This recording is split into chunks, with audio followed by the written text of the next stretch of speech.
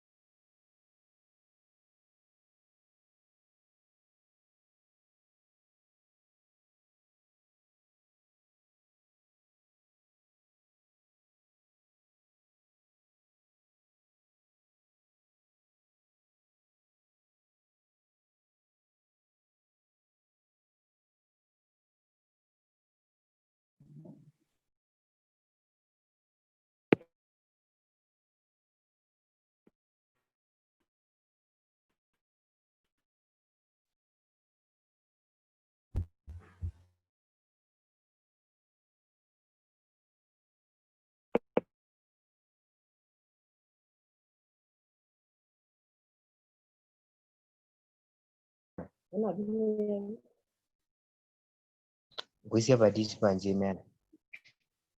No maga bigayana. Yana go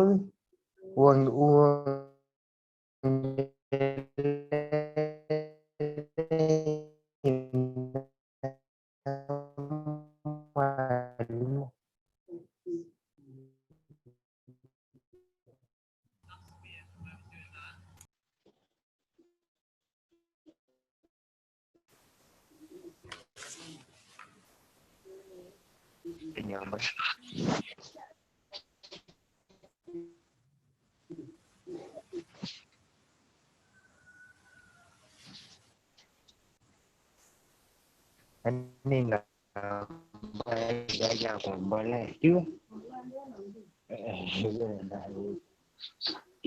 anh nói yêu bao yêu liền bay nha lại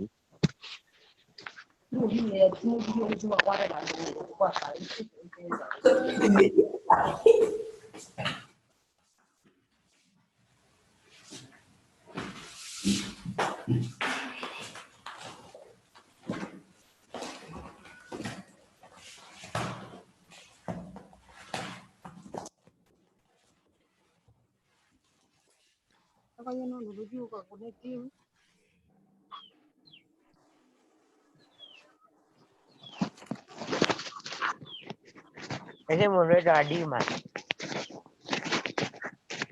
iba con él acá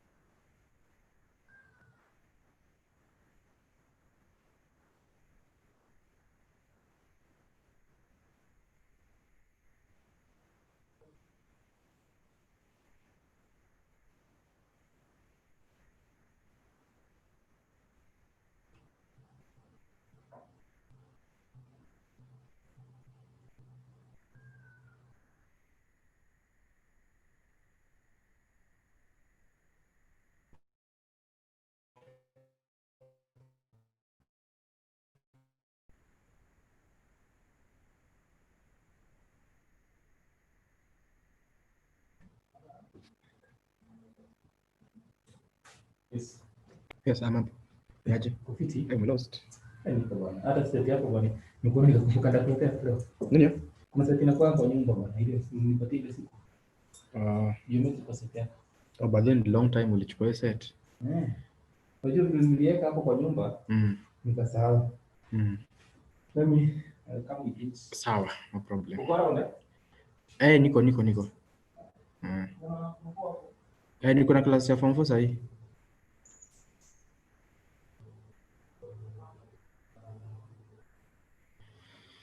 Good morning, students. I wish to invite you to the class.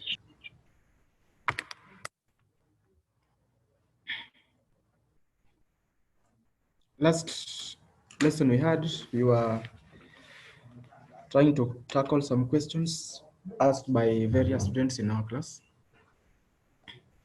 And I want us to continue from where we left. I also gave you some work, hoping that you have done them. So I think from number 1 to number 20. Is it 1 to 28?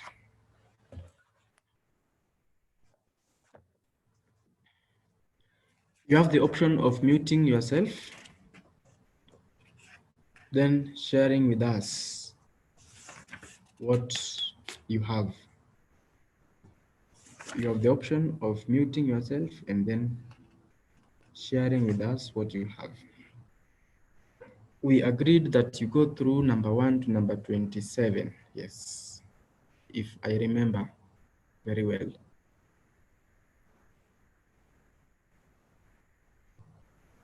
You can also chat with me. You can also chat with me.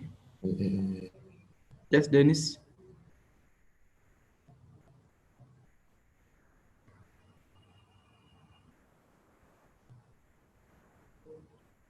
Let me hear from Alan Gitonga. Gitonga?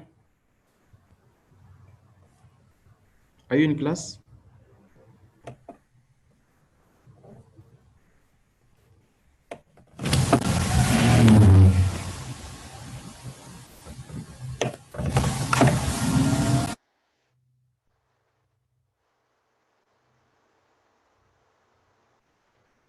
Gitonga, are you in class?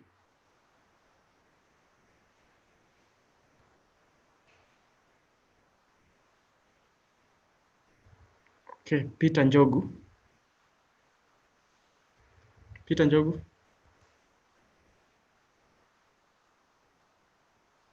You have the option of muting yourself, unmuting, and then talking to me.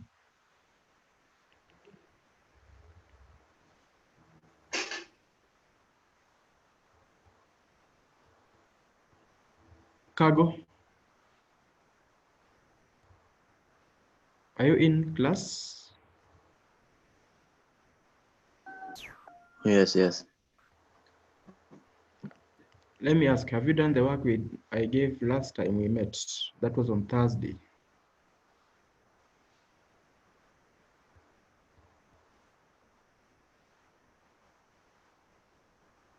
Cargo, I'm talking to you.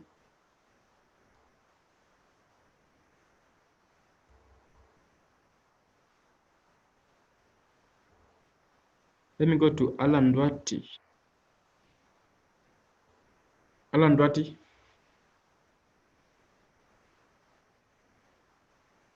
Are you in class?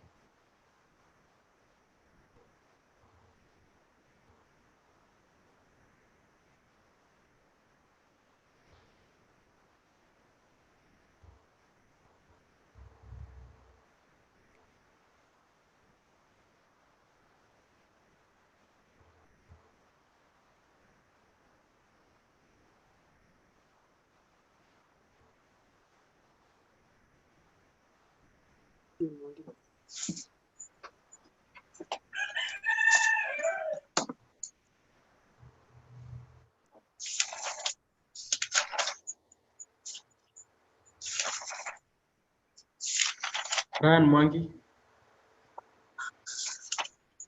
Ryan Mwangi.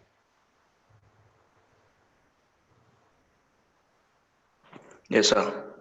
How are you? I'm fine.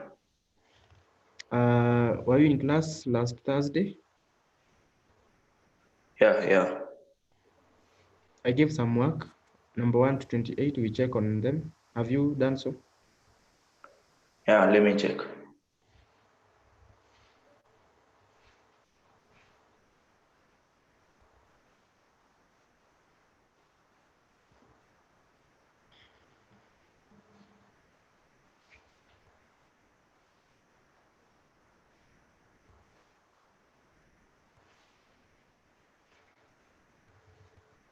Henry Maina, Yes, good morning. morning. Did you find some challenges in the assignment I gave last time? Notes, I was able to finish. Did everything well? Yes. Okay. And today, do you have any question from any topic? And no, I was just finishing up the topic that we were doing last time and trying out trigonometry 3. Just going through some questions. Okay, so far you are okay. Yeah. In case you get a question that is challenging, you just share with me so that we're able to do it together. Okay. Timothy. Timothy Kamau. Yes. Timothy Kamau. Yes, sir. How are you? Yes, sir. Fine. Any challenge you got from the assignment I gave last time? No, I did not. You did all the Not having questions? challenge. You got them well? Yes. Good. And today, do you have any interest in any of the questions? Yes. Do you have a question today? No, I do not have any question, but I was doing linear programming. So if I get a question, I'll ask. Yes. Okay. Teacher, Yes. I have a question. Yes, Nathan. Number 26. Number 26. Read the question, Nathan. Read the question. The equation of a curve is y equals to 2x cubed plus 3x squared. Find Roman 1, the x-intercept of the curve. And the y-intercept of the curve, eh? Yes. Then B is asking determine the stationary points of the curve. Yes. Then Roman 2, part B, saying that for each point in B above, determine whether it is maximum or minimum. Minimum. Yes. Were you in class last Thursday? Nilikuwa. Okay. Umejaribu zingine, hii ndio imekushinda? Nimefanya but okay, naweza jaribu tena but ilikuwa imenishinda kiasi. Okay, wewe ulifanya aje? Kwanza, the x-intercept, what did you get? How did you get the x-intercept? Hata sikupata. Nilifika tu place nikakwama. X-intercept y is equals to 0. Yeah. That is the first thing that we should know. Yeah. So can you go back to the equation and put y is equal to 0? Okay. Because at x-intercept, y must be, so we are going to have 0 is equals to, so penye kuna y unaweka 0, so itakuwa na 0 is equals to 2x cubed plus 3x squared. Yes. Hadi hapo uko sawa? Yeah. So 0 is equals to, you can factor out x squared. Yes. Ukitoa x squared, what remains? If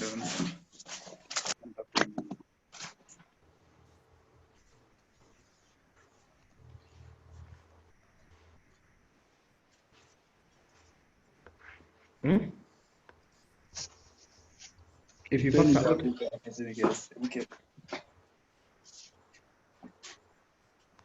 factor out, x squared, what do you get? X squared into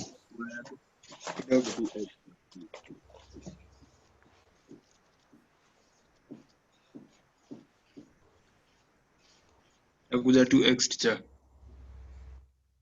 inakuja 2x plus 3. Yes. Juu tumetoa x squared hapa kwa 3 imeisha. Na hapa kwa x cubed inabaki 2x, ndio? Yes. So that means either hii x squared tumeweka nje is equal to 0 or 2x plus 3 is equal to 0. Yes. So when x squared is equal to 0, you square root both sides. You find that x moja itakuwa 0. What is square root of that? What is square root of 0? 1. Hiyo one mpaka wapi?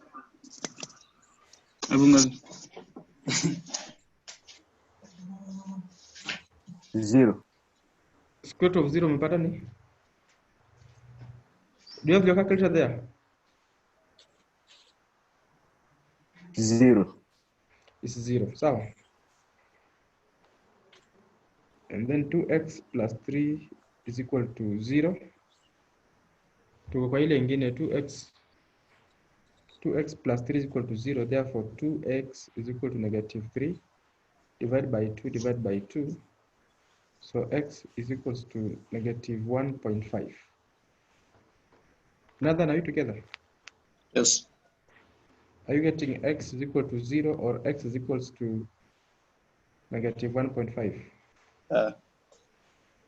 So these are the points where x intercepts, where the curve cuts the x-intercept, the x-axis. So if you check at the answers, Nathan, you will realize that x-intercept is at x is equal to 0 or x is equals to negative 1.5.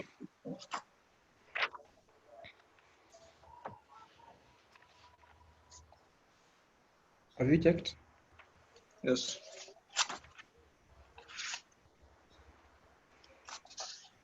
Although in the answers they're giving us only negative 1.5. But even at x is equal to 0, that is the origin. Bado inakata hiyo. Now, Nathan, when we talk about y-intercept of the curve, y-intercept is when x is equal to 0. Yes. Hiyo tulisoma huko form 2. Y-intercept x is equal to 0. Weka x is equal to 0 kwa ile equation yetu, y itakuwa ngapi?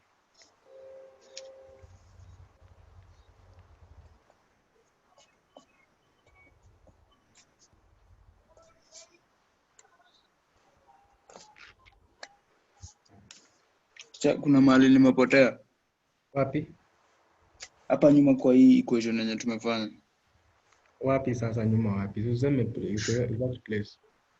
Wenye tumepata hapa x is equal to 0. X is equal to 0. So tulikuwa na ingine 2x plus 3 is equal to 0. Did you have something like that? Yes. So 2x plus 3 is equal to 0. If you take 3 the other side, yes, you get 2x is equals to negative 3. Yeah. So if you divide by 2, x is equals to what? Negative 1.5. Hadi hapo uko sawa? Yeah. Ama kuna swali? Kuna. So negative 1.5 is the x-intercept. Yes. Now we are told to find the y-intercept. Mm-hmm. That's Roman 2. Yes. And I've said y-intercept, what is 0? X 0. X is 0. Yes. So go back to your equation. What is the equation? 2x plus 3 is equal to 0. Now what was the equation of the curve? Oh, y is equal to 2x cubed plus 3x squared. So when x is equal to 0, what is y? What's in the fun?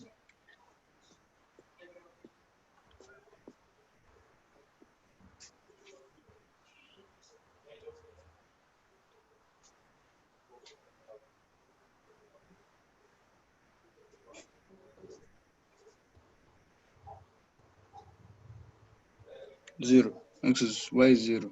Y is 0. Yes. Yes. So that's what you get. Y is? Zero. Yes. Yes. So the y-intercept is y is equal to 0.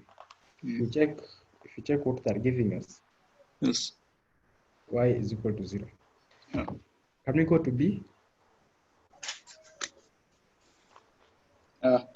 Ama kuna swali? Niko sawa so far. So determine the stationary points of the curve. Hiyo unaweza? Kutoka hapo nitaweza. Kutoka hapo uko sawa? Hii part ya kwanza ndio ilikuwa imeleta shida. Thanks. Sawa, karibu. Any other question?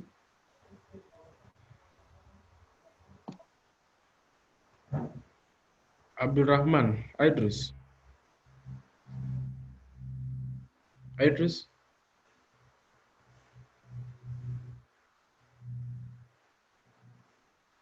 Idris, can you hear me? Yes, How are you? I'm fine, mwalimu. Kazi yangu ulifanya vizuri ama? Were you in the last class? I don't have KMF at the moment right now. Since we opened the school, you never acquired that's KMF? yes. No, I had it, but someone borrowed it. Oh, so it is only for today? Yeah, it's only for today, yes. But today evening, I will have it. Sawa. Louis Maina. Louis Maina. Are you in class?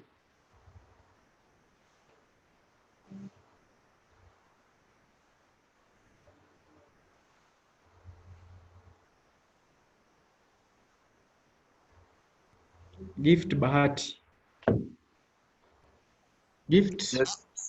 Yes. How are you? I'm fine. How was the assignment I gave last time? Pardon? How was the work which I gave last time? I did not complete. Kuna vile zilikushinda? No, not exactly. I also have a personal teacher who will take me through it. Sawa. Yes. Let me go to Michael Waithaka. Michael Waithaka, how are you?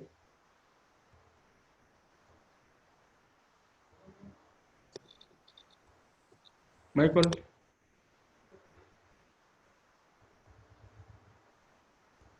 Michael is not responding.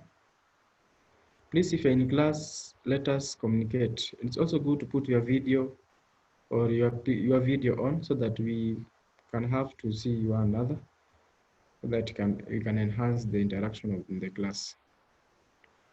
Eric Mutua. Eric.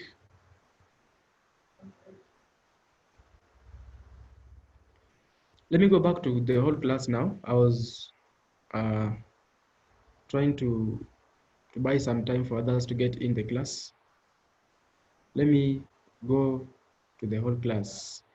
So I gave some work last Thursday. In case you have a challenge in any of the questions, it was from number 1 to number 27. In case you have a challenge to any of the questions, you are free right now before we move on to the next questions. Ni vizuri kwanza we revisit the assignment that I gave. In case a challenge came in the course of you doing the assignments, you can share with me so that tuone vile tunasaidiana before we go to the next lesson. Go to the next questions. I'll give you some few seconds.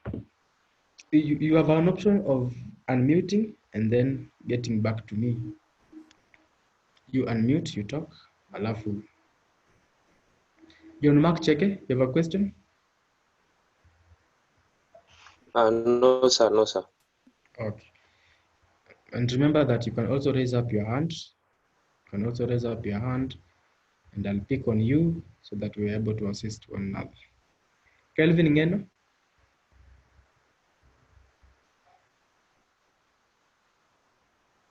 You have a question? No. Yes? No. Okay. You did the assignment?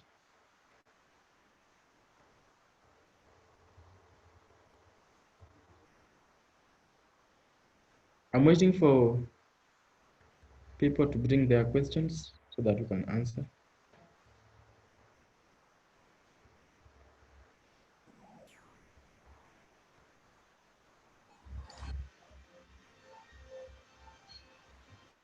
Yes, Owen Mbulia, you have a question? Teacher, could you kindly go over number 1? Number 1. Yes. Did you attempt it? Yes. How did you approach it?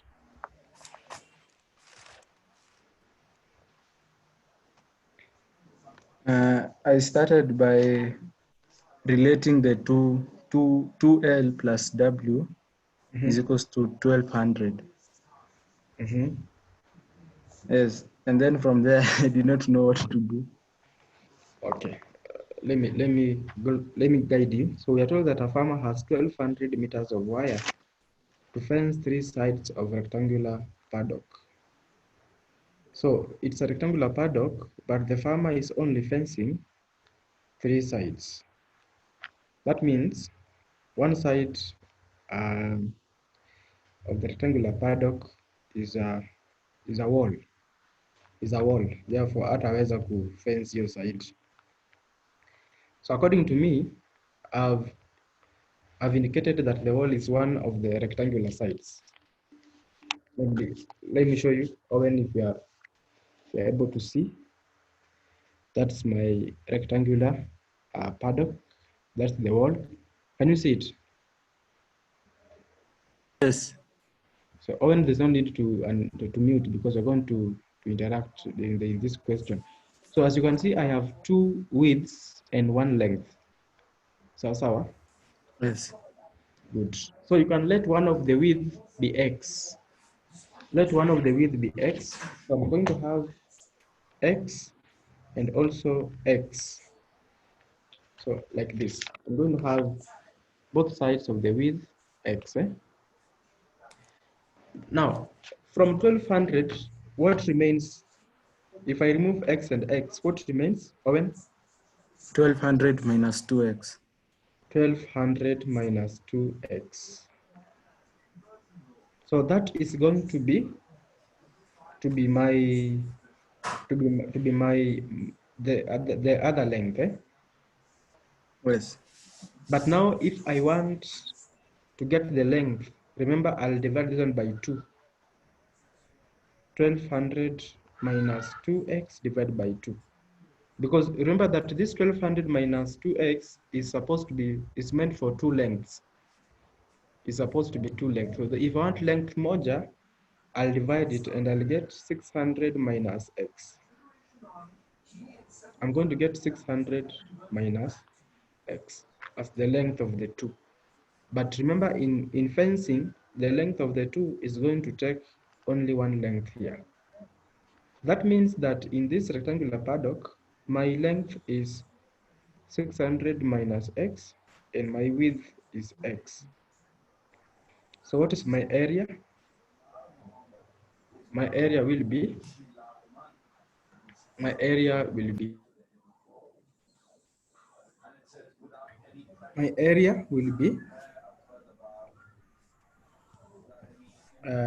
600 minus x multiplied by x. So this one will give me, area will be equal to 600x minus x squared. Owen, up to there, are you okay? Yes. Now, we are told, find the dimension that will give the maximum possible area. When we talk about maximum or minimum, we know that gradient function is equal to 0. That was the catch. So in this case, you differentiate area dA with respect to x. dA dx will give us 600 minus 2x. And remember the gradient function, which is what we have gotten, should be equal to 0 at maximum or minimum.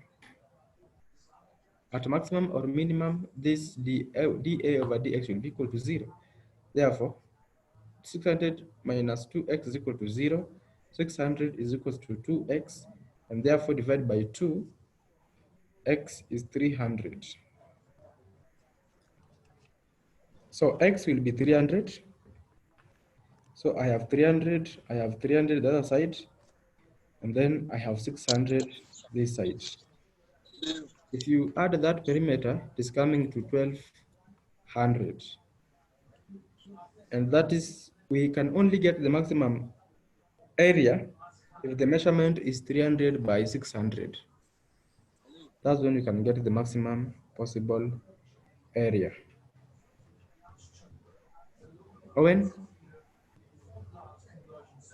Thank you. I've understood now. You have understood, eh? Yes. Okay. In case of any question again, you are free to ask, eh? Okay, thank you. Okay. Cedric Nyaga? Mwalimu hapo sijaelewa mbona gradient iko 0? Yes? The gradient function be 0.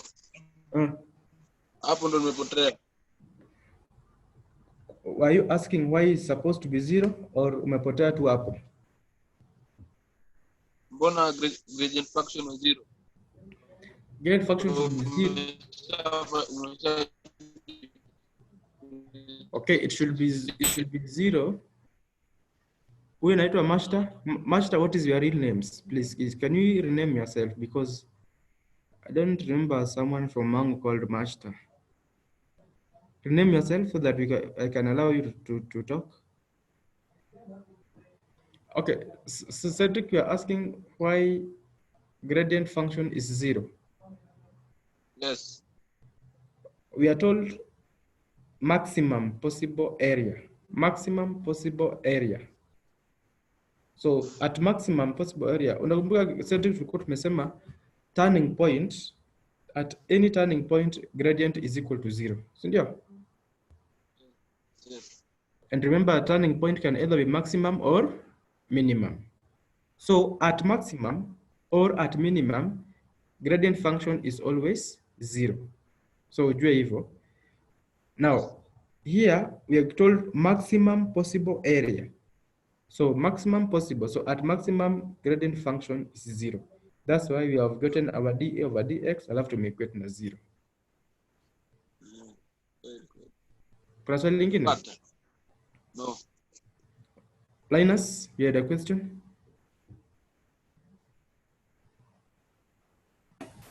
Acha tu, nimeshaona. Umeshaona? Ilikuwa nini Linus? Nilikuwa nashangaa pale 600 imetoka. Lakini umeona?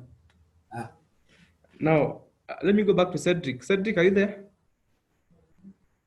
Yes. Can you apply the same concept in number 6?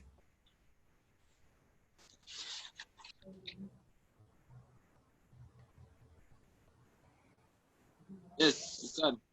Eh? Yes. Able take us through that number 6, Cedric, so that when you can apply the concept you have learned in number 1. Angular plate has a perimeter of 28 centimeters. Determine the dimension of the plate that gives the maximum area.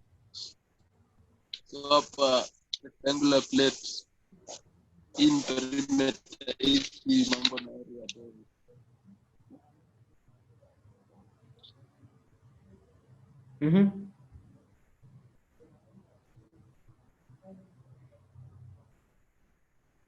Cedric, kidogo network yako hiyo. Yes?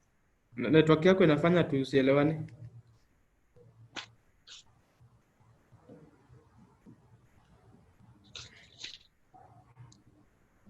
Cedric, are you talking? Yes. Yes. Unakatika sana, but jaribu tu tusikie. Mwalimu nionyeshe tena. Acha tuwe kwa Linus. Linus, are you there? Niko.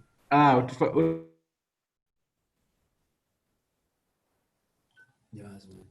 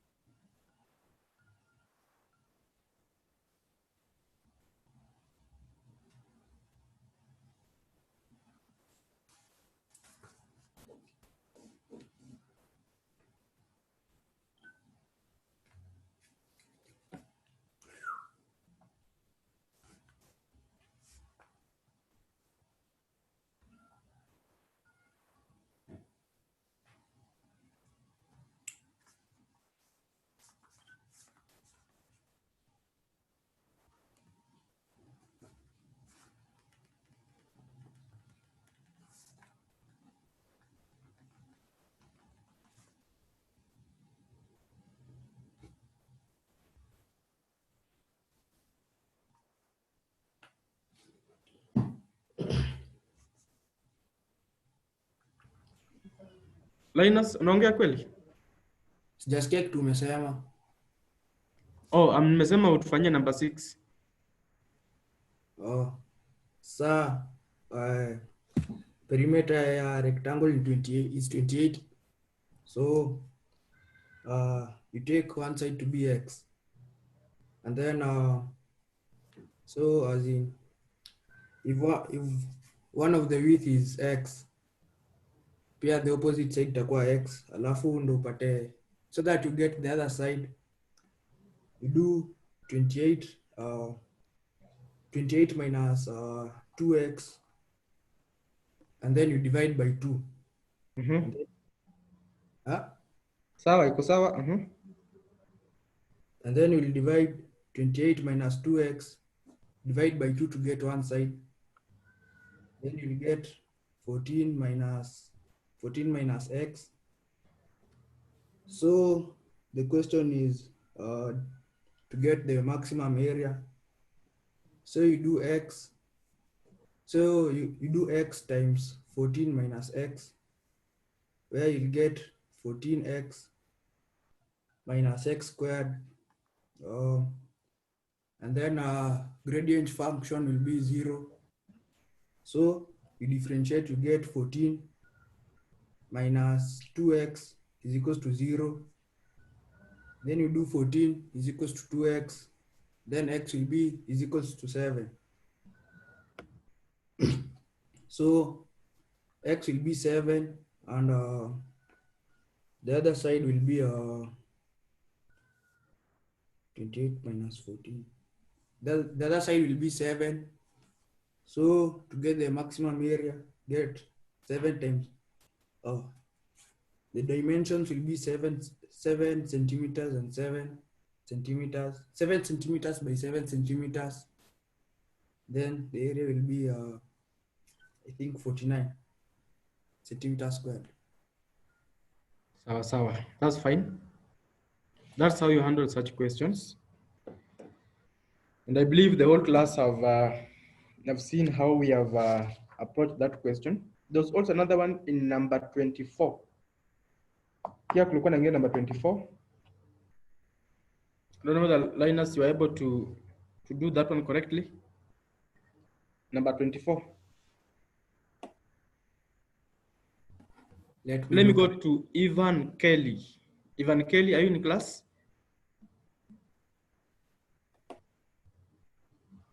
Ivan? Kasike, Kelvin? Kasike? Please, if you're in class, it is good that you acknowledge your name and say, and talk to me. David Mshindi? Oh, okay. Kasike, yes. I can see. Kasike?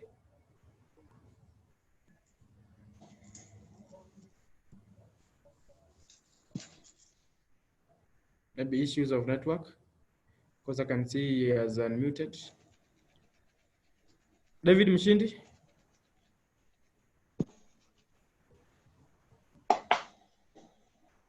Yes. Okay. Yes. Umenyamaza sana, hebu tufanyie number 24. Sawa.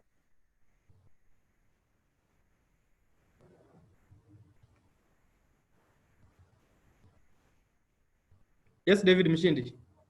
Yes, let me do it. So we want to hear you talk. Okay.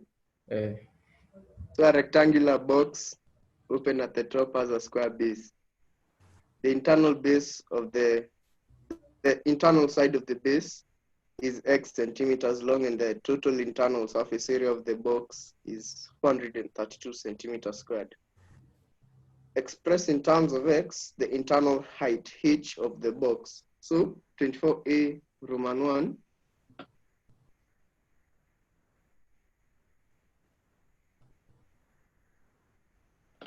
the internal height h.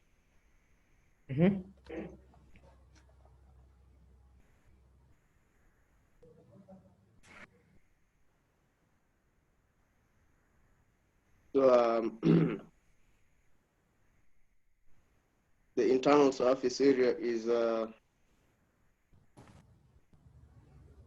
432 centimeters squared, and the internal side of the base which is a square, is x. So surface area internally, the formula is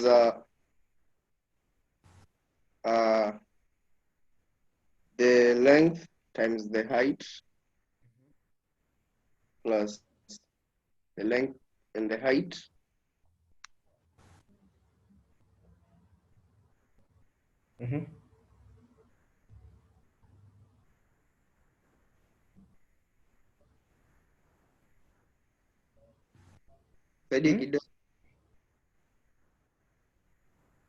Don't keep us waiting, ongea. Sikuwa nimefanya. In short, hujafanya assignment, si ndio? Nimefanya assignment. Lakini sikufika hapo. Kufika namba 22. Namba 22 ndio ulifika? So ulikuwa na mpango kumaliza kweli? Lesson nikiendelea. Lesson nikiendelea? Okay. Lakini kazi nilipeana last week on Thursday. So at least sasa ungekuwa umaliza kidogo. Niko karibu. Sawa. Najua utamaliza. Now, let me move away from this differentiation and its applications. Let me ask another question from a different topic. Let me wait for a different topic, a question from a different topic. That is, remember you can raise up your hand. I pick on you. Someone had suggested trigonometry 2. And again, there's also someone who told me that he didn't understand well the number 2 that we did on trigonometry 2. Don't know whether he's in class, ama hayuko. There was one who told me that mwalimu number 2, the one that we did, utarudia. Hakuwa ameelewa vizuri. So I don't know whether you are in class or bado haujaingia. But in case of a question from any area, remember my friends, schools which we compete with are really working hard. This one I can tell you for free. Schools that we compete with, leave alone those day schools and county schools near your area. Hakuna kitu wanafanya. But we know our competitors very well. They are doing a good job, especially Form 4s. Form 4s are very serious with their teachers. So I can see the turn up is just 90. I had reached 100, but now it is down to 91. I don't know why some are leaving the class. But remember, this is just for your own good. This is just for your own good. Let me wait for a question. Yeah, no question means that we are not really revising.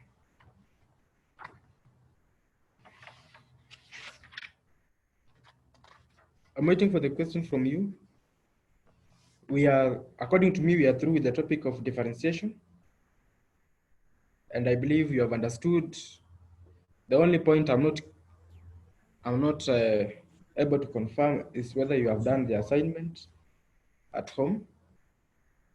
But I think that one, let me leave it to you. Yes, Mbudia? Sir, please do that number 24. I do number 20? 24. Number 24? Yes.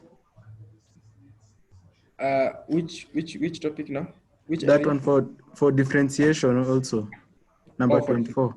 For differentiation, number 24. Yes. Okay. Now for number 24, huyu anaitwa David Mshindi amejaribu na akasema ati hakufanya na hakuwa ameuliza swali. So let me answer Mbudia. Thank you for asking that question, Owen. Wewe ulikuwa umefika hapo ama uko umefika? Tulifanya. Nilifanya. Mulifanya? Regan.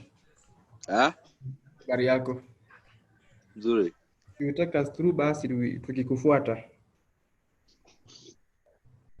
So in number 24, the surface area is equals to the number of faces on the open solid, which is you put the length, the square base, the length is equal, which is x centimeters. So the surface area will be x squared centimeters plus the 4 faces, which is 4 times xh. Good. X which is the length, and h which is the height. Therefore, the surface area will be 432 centimeters squared is equals to x squared plus 4xh. Now, in getting the height, you use the concept of subject of the formula.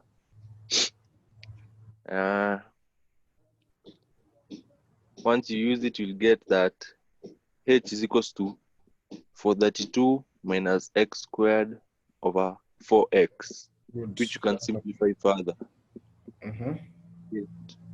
to get 108 over x minus x over 4. Then in the volume is equals to base area times height, simply like that, which is x squared times h. Now the h that you found in the first question is the one that you'll use over here, and you'll substitute x squared into brackets 108 over x minus x over 4. Now afterwards you'll differentiate. That is now Roman 2, B Roman 1. Yeah. Because, yeah, B Roman 1. So, first of all, you need to simplify this volume. If you simplify, what did you get? After simplifying the volume? Yes. 108 x minus x cubed over 4. Good, minus a quarter x cubed, right? Yeah. Sawa. So we are told find the value. Okay, up to there, Owen. Any question? Nimeelewa. Hadi hapo umeelewa? Okay, let's go to B Roman 1. Regan, the value of x for which the volume is maximum. The volume of x where the volume at maximum is, you differentiate the 108 minus 3x squared over 4, you'll get 12 centimeters or negative 12. You'll get what? 12 centimeters or negative 12 for x. And the height. Umekuwa to 0 tayari. Because I'm getting dv over dx is equals to 108 minus 3 over 4x squared. Yeah. So this will be 108 is equals to 3 over 4x squared. Then you can multiply by 4 over 3 by 4 over 3. Then you square root the answer. Yeah. Ukisquare ndio unapata hiyo 12. 12, Yeah. 12 or negative 12. Yeah. But we're talking about volume, so you ignore the negative sign. Yes. You ignore negative 12. You just write there, ignore negative 12 because length cannot be negative. Then the height is 6 centimeters. The maximum internal volume of the box. So first of all, you need to get the height. Yeah. So height the height is 6 centimeters. 6 centimeters. Yeah. That is 108 divided by 12. You get 9 plus 3 minus 12 over 4. Minus 3. Yeah. Minus 3 tunapata height ni 6, correct? So you go back with the equation of the volume, unaweka 6 hapo. So volume inakuwa ngapi? 864 centimeters cubed. 864 centimeter cube. Well done, Regan. That's good. Buddha? Sir, thank you. And I have understood. Okay, put down your hand. Any other question from that topic?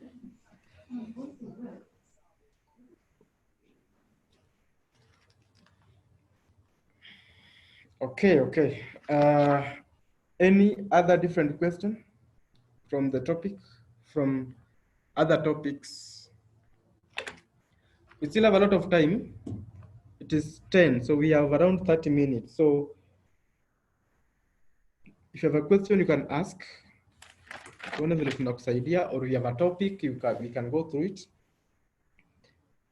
Whenever tunakusaidia.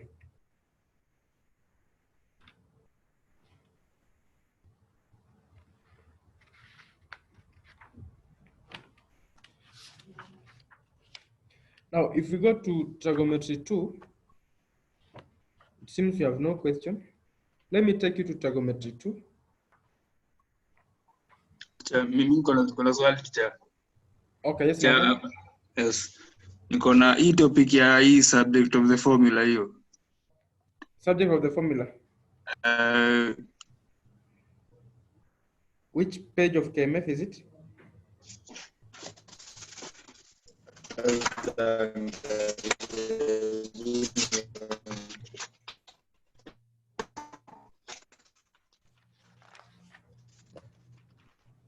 Yes, Acha niangalie teacher. Naambia sahi. Iko 119 ni mpya. Page 119 kwa hii KMF mpya. Pengine ziko like I think ni the same.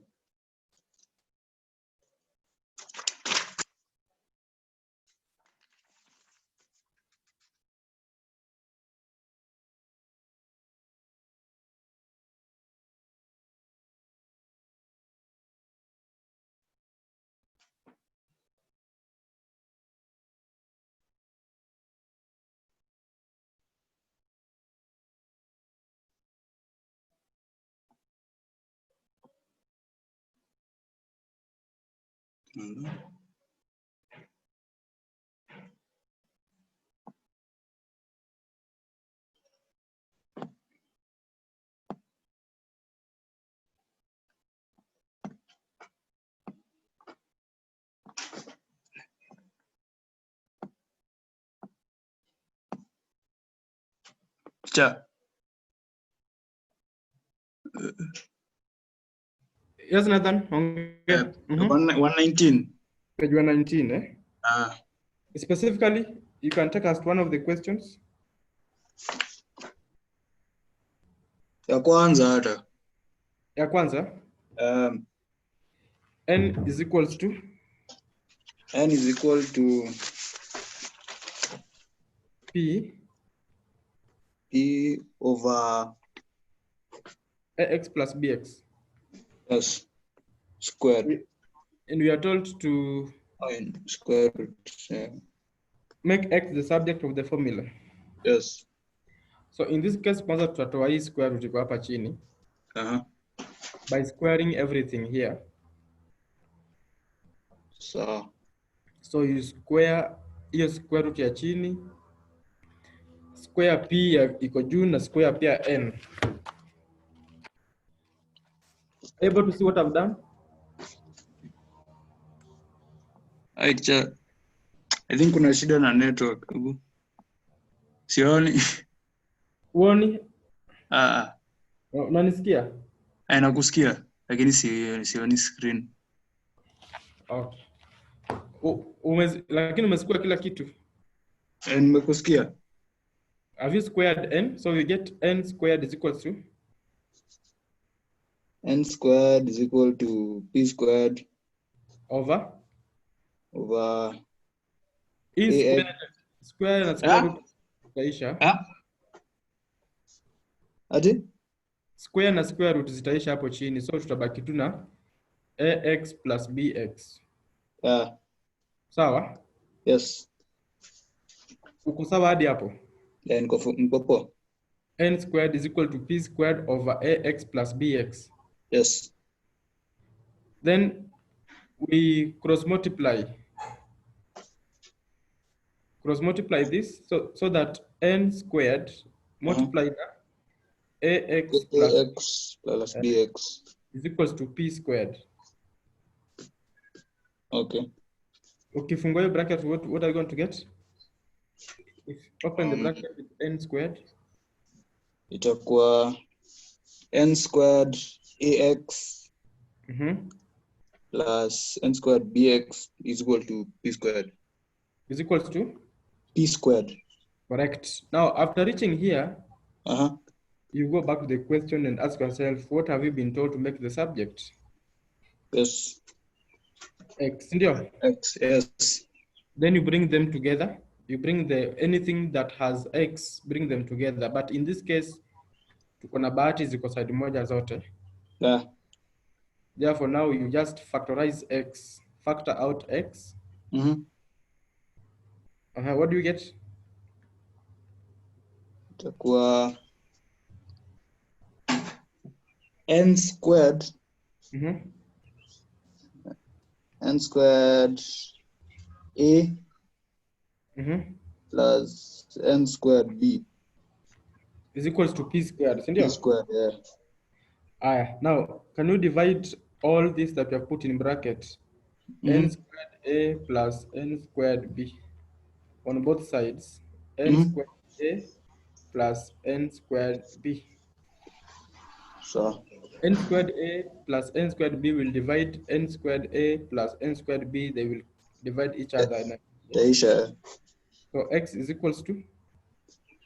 X is equal to P squared over N squared A plus N squared B.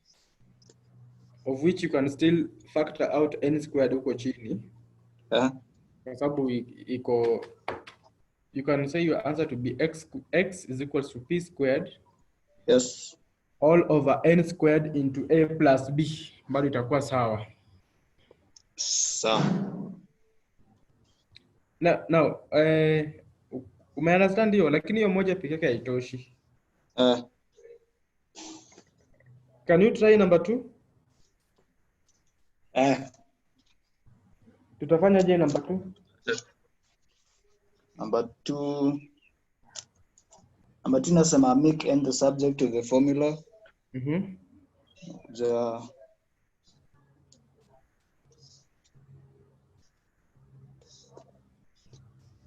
How will you start? Acha kwanza niandike swali.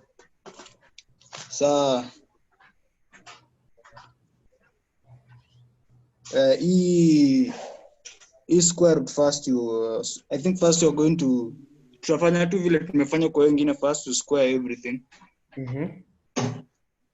So itakuja ikuwe E squared is equal to X kwanza, I think first tunaweza remove the square root kwanza. Si unaweza fungua hii brackets kwanza.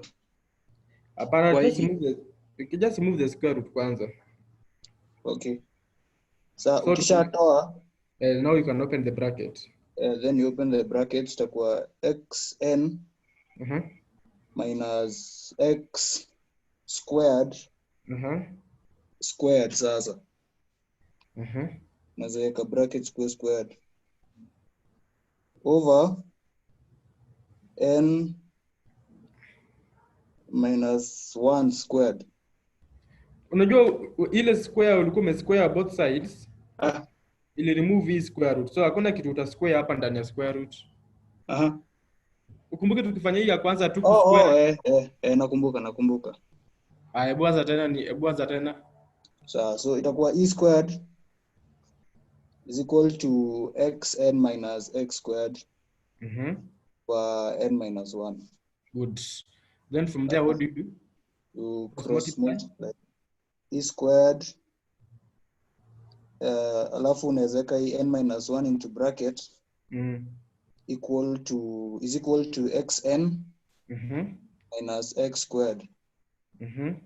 So ukifungua hii bracket itakuwa e squared n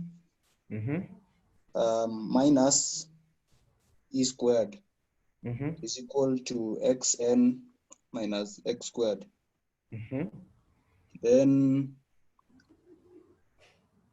kutoka hapo Wendo angalie nini ulikuwa umeambiwa make the subject ni n.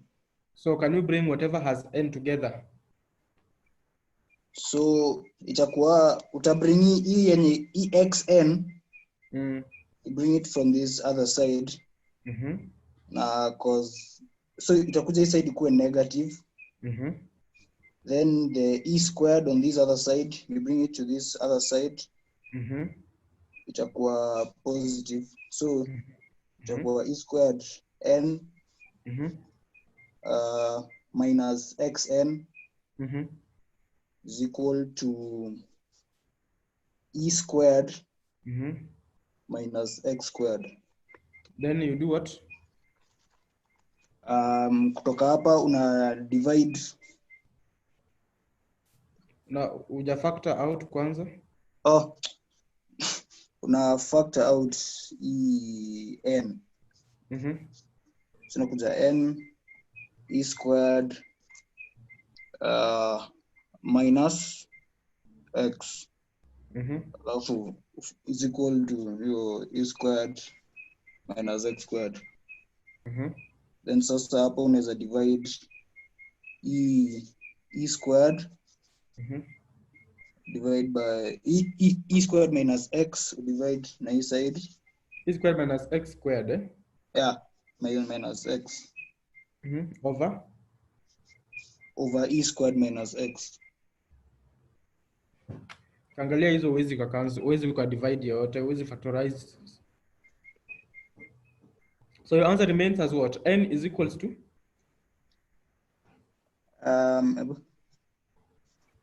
N is equal to e squared minus x squared over e squared minus x.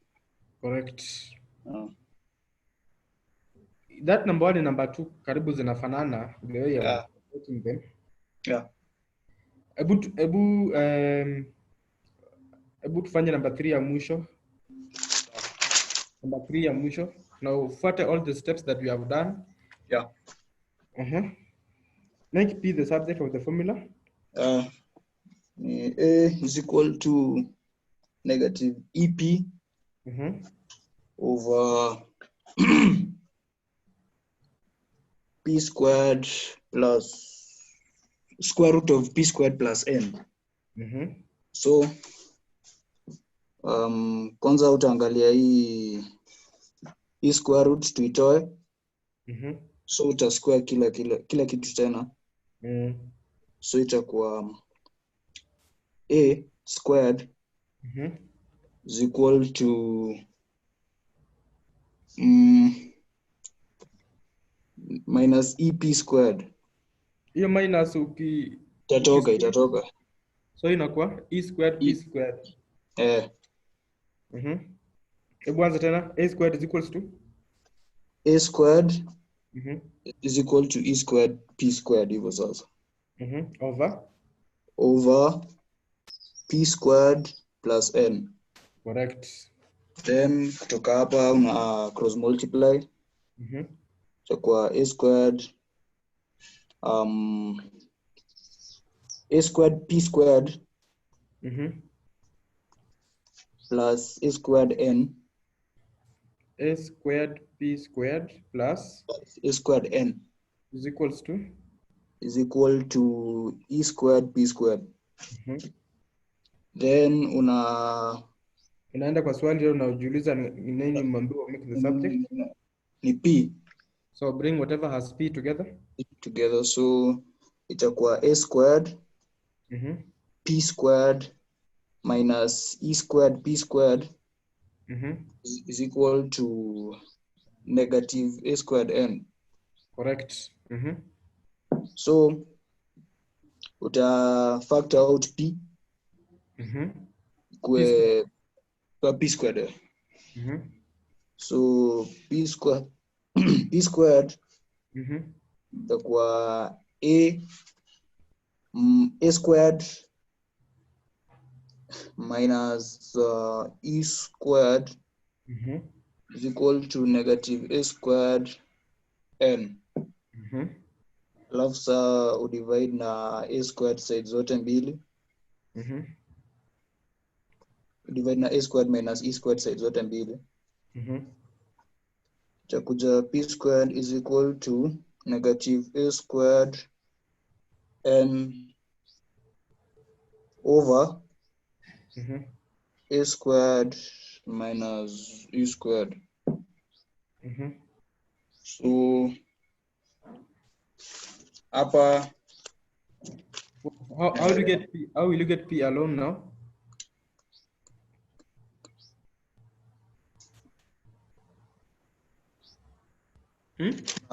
unafanya nini? Square root ya both sides. Yeah, both sides. So itakuwa p squared square root yake ni p p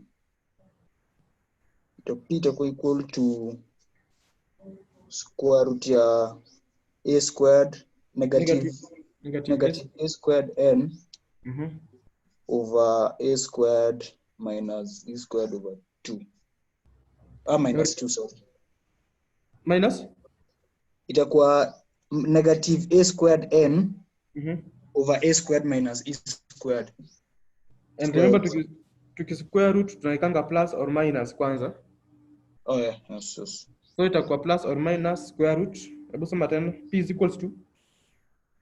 P is equal to plus or minus square root of minus a squared n over a squared minus e squared. Good. Naona hiyo concept umeelewa, Nathan. Yeah. But in the assignment that I'm going to give, and I think for the whole class we can do that. We can revise that area. Yeah. And we can. There are only 22 questions. Na hizi ni max 3, max 2, 4. So we can try from number 4 to number 22. Those are only around 18 questions. So that when we meet on Monday, on Thursday, we have another lesson on Thursday from 11. So when we meet on Thursday, then we can go through it. And you can tell me areas in ziko na shida, and even to the whole class. To the whole class, we can do that formula from number 4 to number 22. That will be the assignment for us in the next two days. Okay. I believe, Nathan, you are really getting something from our lessons, eh? Yeah. And continue working hard. It is always possible to get that good grade, eh? Yeah. Good. We have around 13 minutes to the end of the lesson.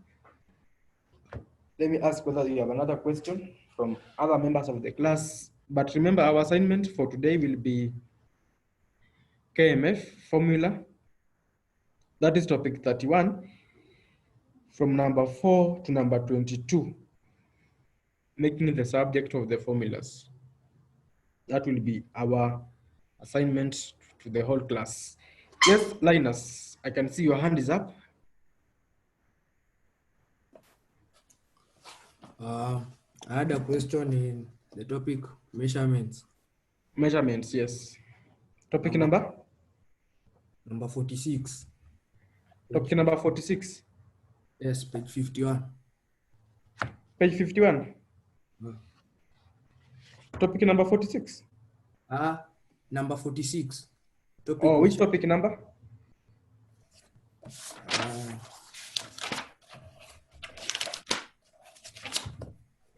Topic 15.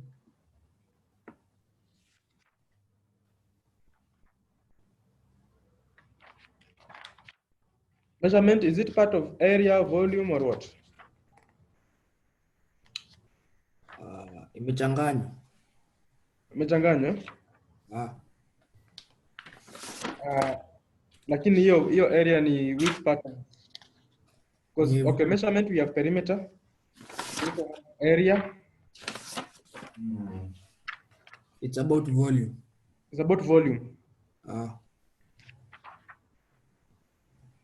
Volume capacity up of 15.3. Number? Yeah. 46. Number 46. Hii yangu imefika number 34. 2018. Paper 1. Hii number 46 yako inatoka wapi? Ama okay, swali nasema aje? A rectangular tank whose internal measures are 1.7 meters by 1.4 by 2.2 meters is 3/4 full of milk. That one. Unatumia KMF ya which year? 2017. Chani swali ya 2003 paper 1 number 17. Oh, 203. 203 paper 1 number 17. Okay, I have seen it. That's number 19 in my book, LINUS. Number 19 in my KMF. Maybe by that time I'll make different numbers. So you have a rectangular tank whose internal dimension 1.7 by 1.4 by 2.2 is 3/4 full of milk. So Linus, where is your question? The full, all the questions A, B, or just A or B alone? Part B. Part B? Yes. Okay, let's start from part A so that we can get the whole concept of the question. So this rectangular internal tank is given to us 1.7, 1.4, and 2.2 meters. Is 3/4 full of the milk. So we are told calculate the volume of the milk in the tank. So this one, you just multiply 1.7 times 1.4 times 2.2. And then you multiply this by 0.75. Did you get 3.927 cubic meters? Yes. Okay. Then let's go to B. The milk is to be packed in small packets. Each packet is in the shape of a right pyramid on an equilateral triangle base of side 16 centimeters. The height of each packet is 13.6 centimeters. The height of each packet is 13.6 centimeters. Full packets obtained are sold at 25 per packet. So we are told that this pyramid is in rectangular equilateral triangular base of side 16. So we know that volume is a third times base area times height. Sindio? Linus? Yes.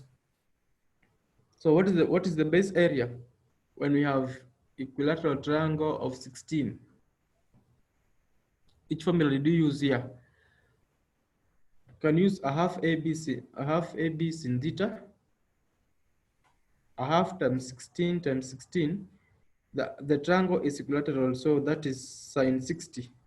Tuko pamoja? Kindly repeat. I'm getting the area of the base. The base is a triangle. Mm-hmm. So we are told it is equilateral triangle, therefore each angle there is 60. I'm talking about the base first. Uko sawa? Maiona? Bado. Do you know a triangle? Yeah, yes. Equilateral triangle, unajua inakaaje? Yeah, all angles are 60 degrees. And the measurements of this triangle ni ngapi? 16. Yes. Umepewa hapo. Triangular base of side 16 centimeters. Na hii triangle ni equilateral triangle. Therefore, it is 60 degrees, and then the measurements are 16, 16, 16. So if you take a half AB sin theta as the area of the triangle, because volume of the pyramid is a third base area times height. So we don't have the base area height to measure pewa. So tutafuta hii base area, and base area is a triangle which is equilateral triangle. Therefore, a half AB sin theta. If you take A and B as 16 as the sides of the triangle, and then the angle in between is 60 degrees, tunakuwa na a half times 16 times 16 times sin 60. Confirm if you're okay. Yes, I'm okay. Onyancha, Craig, you have a question? Maybe you know what we are discussing. No, not what we are discussing. Okay, well, let me finish the Linus, and then I'll give you a chance. Okay. Okay. So Linus, if you do that, what do you get? 110.8513. 110.85125. 110.85. Sawa? Yes. So we come to the volume, which is a third times 110.85. What was our height given to us?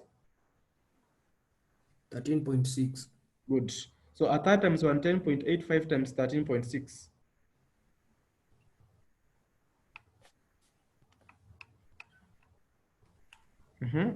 I'm waiting for your answer. 502.52567. 542.53. You can do that. Sindio? Uh, And remember, this is centimeters. Centimeter cube. And our milk was in cubic meters. Don't forget, eh? Yes. So how many packets are you going to get here? Can you convert these cubic meters into cubic centimeters, and then you divide by 1 packet, which is 502.53. So you're going to multiply by 1,000,000. So kama unajua hiyo conversion? Yes. 3.927 times 1 million.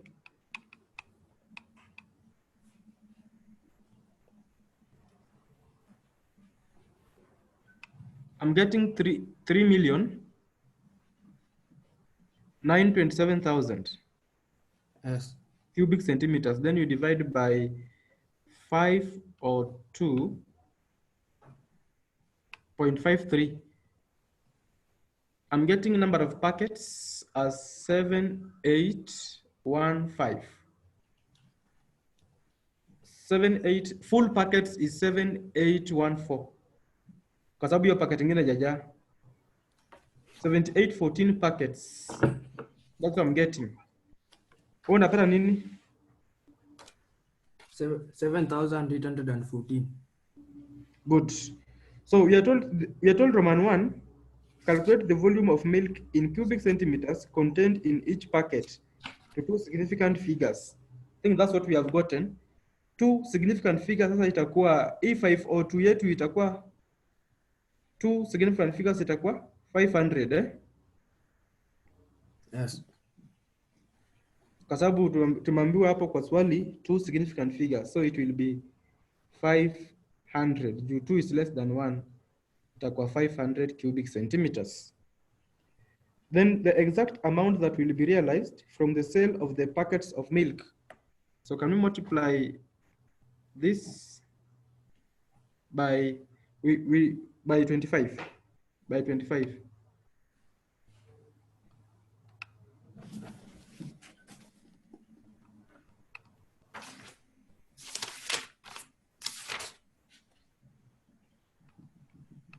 How much?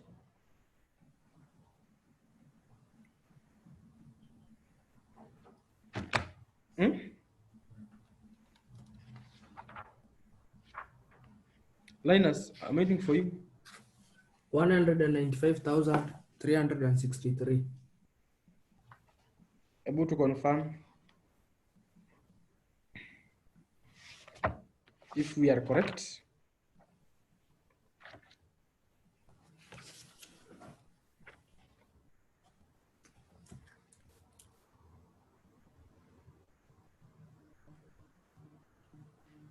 195, 373. That's what you are getting? 195, 363. And 63? Ama 73? Oh, 373. Hiyo iko sawa. We have gotten all the marks. Uko sawa, Linus? Yes. Good. Continue working hard. Yeah. Take advantage of this session and ask as many questions as you can, because from first tunajua we are revising. We are on revision. Hakuna topic yenye hatujafanya shule. So ni bidii yako itafanya usaidike sahi. Good. You can put your hand down. Onyancha Craig, you can ask your question now. Yes, it was about hire purchase. Yes, hire purchase. It says that someone bought a machine on hire purchase. Let me read it, yeah? Is it in KMF? No. Oh, this on just a question that you got somewhere. Yes.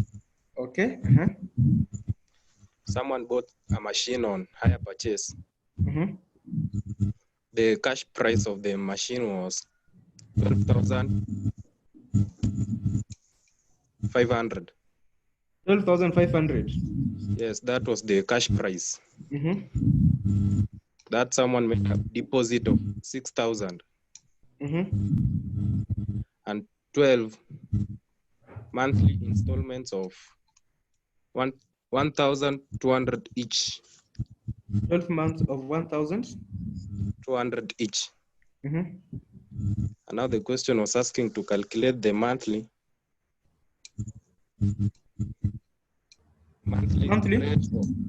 rate of compound interest charge. Monthly rate on compound? Of compound interest charged. Sawa. Hivyo tu. So here, first of all, we need to get the total hire purchase here. The money that will be paid at the end of the day will be, that will be 6,000, sindio? Plus 12 times 1,200. Like that. This will be 12 times 1,200. 14,400 plus 6,000. So hire purchase is 2,400. So hii ndio pesa yote nafaa lipe. This is the money that is supposed to pay at the end of the day. Onyancha, you don't need to mute because you want us to interact. So at the end, hire purchase ni 20,400. Hapo iko sawa? Yes. And remember, ashatoa deposit. Yes. Alishatoa deposit ya 6,000. Deposit is 6,000. So that means amebaki na balance ngapi? 14,400. Yes. So hii 14,400 ndio tutacharge our, this is where we are going to charge our interest. So no, this is what anafaa lipi sasa next, ndio? Yes. So this will be like our amount. Now our principal, nataka hapa ndio inasumbua watu. Our principal, kumbuka cash price was 12,500. Sawa? Yes. Yes. Na ashatoa 6,000. So how much is remaining? 6,500. 6,500. So the interest will be charged on this. We shall charge interest on this, but at the end of the day, anafaa lipe 14,400. Zika mapo umeingiana? Umeelewa hapo? The interest is charged on the money that remains unpaid. Yes. But the money to be paid, all of it, ndio tuna minus ila shalipa, ndio tunasema ni amount. So ile pesa anafaa lipe saa hii, at the end of the day ni 14,400. Lakini ile pesa yenye imebaki deni kwa hiyo kampuni ni 6,500. So you say 14,400 is equal to 6,500 into, remember compound interest linakwanga 1 plus R over 100. Now R raised to power n, what is our n? Craig? 12. Huh? 12. Our n is 12 because ni monthly. Kama ingekuwa per annum tungesema n ni 1. So in this case, divide first of all 6500 na 14400. Divide by 6500. I'm getting 2.2154 is equals to 1 plus R over 100 raised to 12. So I'm going to get the 12th root of 2.2154. 12th root. So you key in 12 and then shift and then kuna hiyo x raised x alafu square root. And then you say 2.2154. Your answer will be 1.0685 equals to 1 plus R over 100. Bring 1 this side, it will be a minus. So I'm going to get 0.0685 is equal to R over 100 times 100 this side times 100 this side. So what's my answer? 6.853%. Craig. Yes. Hiyo swali ilikuwa na answers ama haikuwa nayo? Ilikuwa nayo, ni hiyo. Answer ni 6.85. Correct. Continue working hard, Greg. I can see those questions are very good. I think they're also in the KMF. Ukienda kwa higher purchase utapata swali kama hiyo. So penye wewe nasumbua wanafunzi ni principal. Na principal ujue ni ile pesa imebaki kwa kampuni, sawa? Thank you so much. It is time from my watch. I can say that many of us kept quiet in class, but at least I've interacted with a good number again, which is very good. We are here to assist and we shall continue to assist. Be ready to be assisted. Arm yourself with your questions, with your topics. Sisi kazi yetu hapa ni kukusaidia. Since we are through the syllabus in our school, we are just going to revise and revise. And you are at liberty to bring a question from KMA, from past paper, even a topic, so that we're able to discuss. Thank you so much, and you have a wonderful time. Don't forget the assignment I've given you, and let us meet on Thursday.